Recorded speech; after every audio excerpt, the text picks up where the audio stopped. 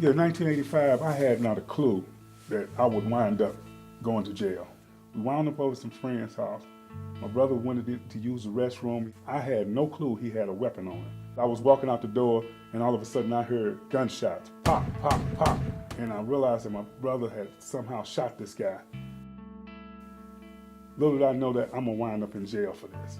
After waiting for trial for 2 years, I was devastated, one, because I continued to pray and I knew God was going to, somehow vindicate me of this. They came back with a guilty verdict of 3 counts. I was only charged with 2 counts, but they come back with 3 counts. They count of first-degree murder, first-degree assault, and a kidnapping. And I believe that God wanted me to get rooted and grounded in His Word, and that's what He began to do. God began to allow me to meet Christian brothers that was inside. God had me to start a prayer group, and I get this urge in my spirit where the Lord was saying, watch your back. And one of the guys asked me, say, Greg, did you snitch on Psycho? I said, snitch? What are you talking about? So really the enemy was trying to set me up to be able to try to have guys think I was a snitch so that these guys would kill me. His friends had actually snitched on me. And the other guy told me, say, Greg, don't worry about it. I'm going to find out what went on because I know you wouldn't do that. This friend of mine who had actually needed help, he was in trouble because he had owed the guy some money. This guy came to me and said, Greg, I want you and your brother to help me, man, because I don't know what I'm going to do. This guy going to kill me. He is a killer. This guy told him, said, hey, look, you don't have my money by the time I get back. You better strap up and be ready to fight. And the Lord moved, and somehow before that guy made it back, he was killed. They moved us to Potosi. A guy named Daryl Meese that I used to walk with, around the yard for years. He had, he was on death row. KOMU's Ian Silver takes us behind the walls and barbed wire of one Missouri prison to show us how faith and religion have put 2 prisoners on a different path. Daryl and I believe God and we trust God. My wife would make me signs, and she would put these signs and send them to me, big old banisters, and I would put them up in my cell. It's a done deal, I'm out of here. I'm a gone man, you can't stop a gone man.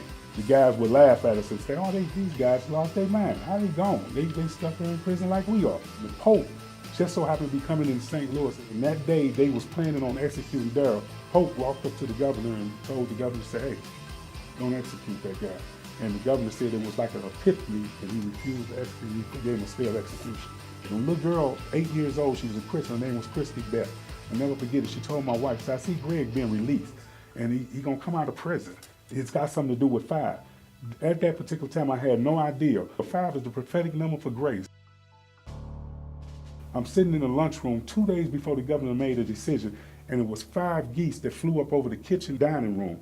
2 days after that, the governor made a decision. He commuted 5 individuals. Mine was one and another guy. One guy used to always try to drive me and say, oh man, I'll be out of prison before you. God made sure that he did not get out of prison before me. I'm a gone man. God opened up the door. I built a business. I'm now doing contracts for Swift Transportation. I do contracts for Night Transportation. I do contracts for NKC. The Lord blessed my wife and I to start coming here to Lenexa Christian Center. God is using us in a mighty way to go out and help the homeless and the poor. Other people that's leaders in the community start giving us stuff to help the homeless and the poor.